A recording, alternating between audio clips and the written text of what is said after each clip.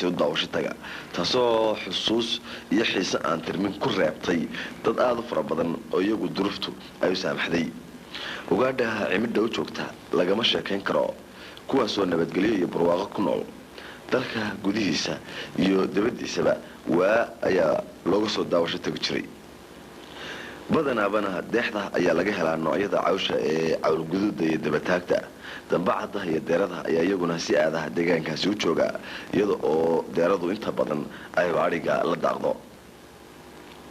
biciidka iyo goodirka ayaa iyaguna ku badan deegaanka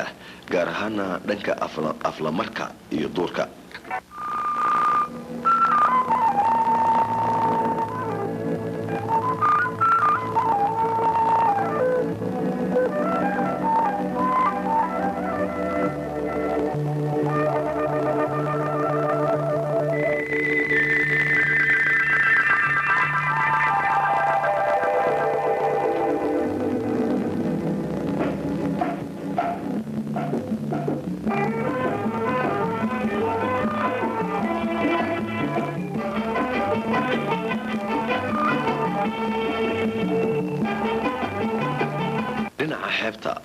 bulsho kalluumaysata ah oo jiil ka jiil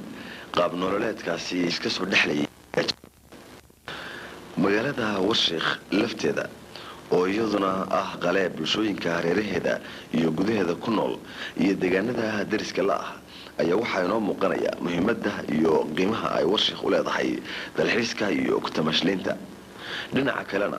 aasaaskii magaalada oo aan sugnayn ayaa waxa uu lama huraan ka dhigayaa baaris taariikheed oo cilmiyeysani inay ku habboon tahay aagga taasoo ku guulaysigeedu mudnaan weyn iyo macluumaad si laga dhigtaba ay u tahay ummadda Soomaaliyeed inta hadda nool iyo jiilasha mustaqbalkaba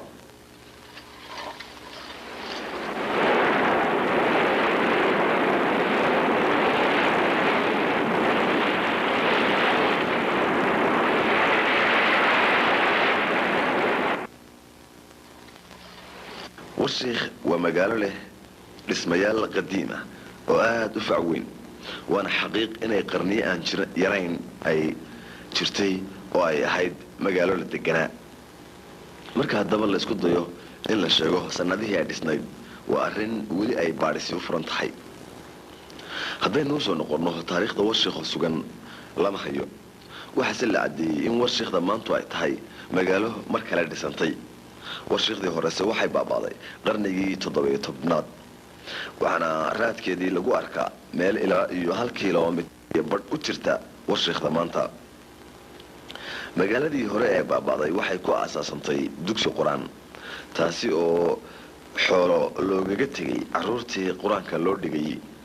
kalluumaysato daris lahayd iyo ganacsato awr ku safra oo badeecooyin ilaa xamar ka keeni jiray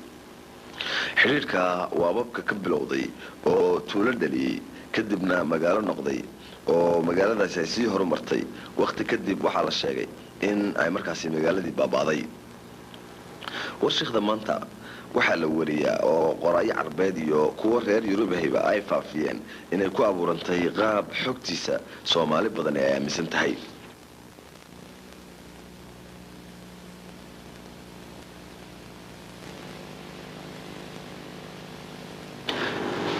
saddex sheekh oo faafinta diinta islaamka uga yimid galbeedka Soomaaliya inay xamar yimaadeen kadibna lagu diray boqorkii markaa magaalada xukumayay ayaa la sheegaa in markaa uu xidhay oo ay jeelkii ku dhibtoodeen ayaa jirtay markaasi culimada oo la kala odhan jiray sheekh Muuse Ille sheekh Isxiji Waaq iyo sheekh Ciq Waaq ayaa xabsigii ku tashaday inay ka baxsadaan waxayna iyagoo fadliga eebbe iyo karaamadooda daacadnimada iyo fidinta diinta ay ku filanayeen ay soo xil saareen in nimba uu kaalin qaato oo eebbe ka tuugo midkood inuu tuugmadiisa oo ilaahay baryayo albaabka oo ka furma ku weydiisto ayaa loo daayay midna inaan la arkin kii kalena inuu biyo weyse ah iyo kuwa cabida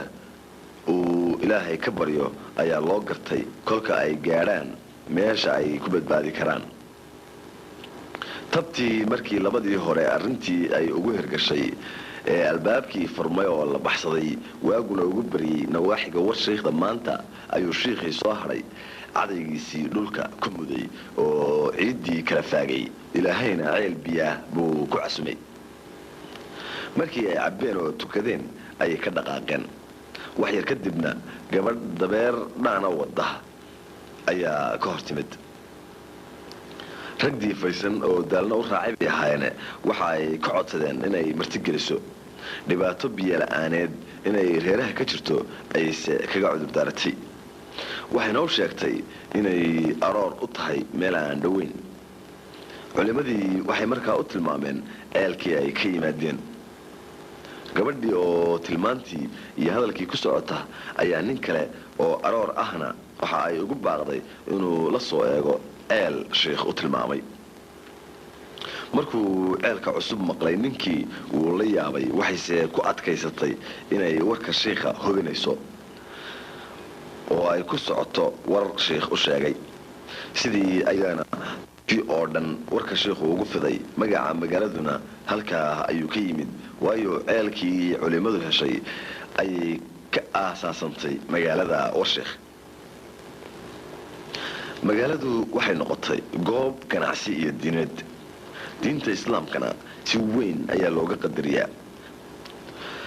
warsheekh magaalooyinkii ku yiilay xeebaha dalkeenna ay tartan horumareed ay la gashay waxayna xidhiidh ganacsi la yeelatay afrikada bari iyo carabta waxay noqotay magaalo caan ah aadna u horumarsan geesta kalena diinta islaamka iyo barashadeeda ayay hoy u noqotay markii talyaanigu soomaaliya yimid uuna isku ballaadhiyey xeebaha waxaa halkaa lagala hortegay jihaad iyo dagaal ba'an markuu guul ka gaari waayey ayuu dhanka badda duulaan kaga soo qaaday waxaana dadweynihii magaaladu ay ku caabiyeen oo ay kaga hortageen xeebta iyadoo halkaasi lagu dilay hogaamiyihii ciidanka talyaaniga taaladii looga dhisayna weli bartii ayay ka taagan tahay dadka halkaa ku dhaqani waxa ay talyaaniga ka diideen laba arrimood in xukunkiisu uu halkaa ka fulo oo uu fadhi ku yeesho iyo in iskuul laga dhiso taasoo suurowday ilaa iyo maanta waayo warsheekh weli gacan gumaysi ma gelin iskuullana ma leh inkastoo kaalintoodii ay barashada diintu u gashay waayo waxaa maanta laga helaa warsheekh caruur dhallinyaro iyo duqayti xaafidul qur-aan ah oo dusha ka yaqaana qur-aanka kariimka ah warsheekh oo soo martay marxalado taariikheed iyo horumar xilliyeed waxay ku taal xeebta badweynta Hindiya waxaana waqooyi bari ka xigtaa magaalada Muqdisho ilaa 80 kilomitir waxaana laga helaa waxyaabo badan oo ka yeelaya xisabada dalxiis waa magaalo la jeclaysto aragtideeda waa meel lagu raaxaysto nolosheeda waa goob la xusuusto barwaaqadeeda waa beled loo buseelo ku nagaanteeda waa meel eebba isugu daray waxyaabo magaalo haysataa yar tahay ku dhawaanshaheeda caasimadda ka sokow waxa ku yaala dhismayaal qadiim ah oo raadraac taariikheed iyo dalxiisba ku haboon waxay leedahay xeeb nadiif ah oo fidsan noocyada bulshada oo dhan ayaa ku meersan xoolo dhaqatadu kama foga kalluumaysato iyo beeraleyna waa ku sugan yihiin markaasi dheeftii xoolaha quudkii beeraha khayraadkii kalluunka magaaladii oo ha qabtiraysa ruuxii baahidiisa iyo adeegiisa kala gedisnaa ayaa inta magaaladaasi warsheekh isu raacay waxaa intaa dheer tamashleynta waqti qaadashada iyo raaligelinta naftaba waxaad moodaa in loogu talagalay warsheekh waayo saacad gudaheed ayaad ku koobi kartaa bad bender iyo baadiye intuba leh aragtiyo iyo khayraad aan dhaayaha iyo nafsaduba ka daalin waxaa xaqiiqa muhiimadda ballaadhan ee ay magaaladaasi leedahay loo soo jeesto loona huro dariiqooyinkii lagu horumarin lahaa inay noqon karto mid ka mid a ilaha ugu dakhliga badan dalkeenna iyo weliba goob safka hore ka gasha meelaha ugu dalxiisayaasha badan dunida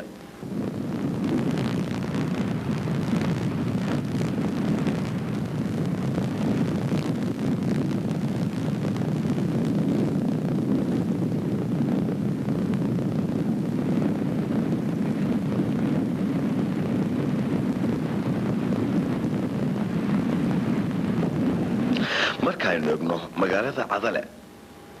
waxay iyaduna ka mid tahay magaalooyinka xeebta badweynta Hindiya ku yaala ee xiisaha taariikhda mudan leh. 120 sanadood hortood ayaa magaaladu ay asaasantay. qaab nololeedka, dhaqanka iyo deegaankaba waxay ka siman yihiin Warshiikh. inkastoo ganacsigii xilliyadii hore ayaan xidhiir dibadeed cadale dunida la yeelan sida Warshiikh.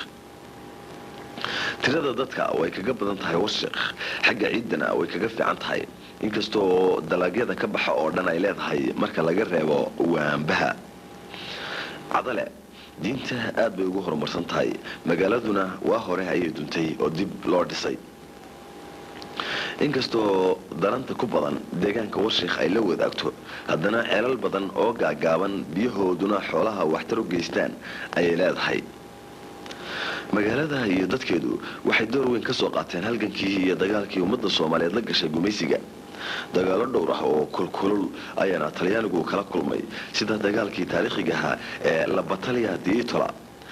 oo isagu dhacay qiyaastii 1880. magaca Itola ayuuna Talyaanigu u yaqaanay magaalada Cadale. sidoo kale ciidamadii Saciid Barqash ayaa aad halkaasi looga soo horjeestay. abwaanada iyo culimada diinta ayaa safka hore kaga jiray abaabulka iyo kicinta dadka. rag badan ayaa ku soo canbaxay abaabulka iyo dumidda ummadda. waxaynu ka soo qaadan karnaa Sheekh Axmed Gabyow oo ahaa gabya qaar ka mid ah suugaantii uu dadka ku kiciyey.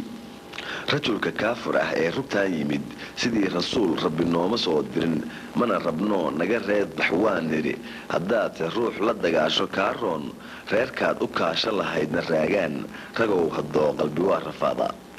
mar odayaal erge ah oo Talyaanigu xamar uga diray ay isku dayeen inuu joojiyo suugaanta uu bulshada ku kicinayana, waxa uu yidhi Soomaaliyaan u dagaalamaynaa, dalkan ballaaran u daafacaynaa, kufriga soo degay diida leenahay, kuwa dulmaaya la doodgelaynaa, dantiinnii duul kale dhawri maysee haddaalinoo u dulqaata leenahay, dabaysha mawdku intay idaadayn, hilibka duuducunin oonan deeb noqon, dadka tus aan danihiisa leeyahay, durriyadaada dab looma aasee, kuwa dambaan u dariiq falaya. cadale haddaba waa magaalo taariikheed, xeeb saafiya leh, beero iyo xoolana ka buuxda, kalluumaysigana laga faa'iidaysto. sidaa awgeed waa goob wax weyn ku kordhin karta dalxiiska dalkeena.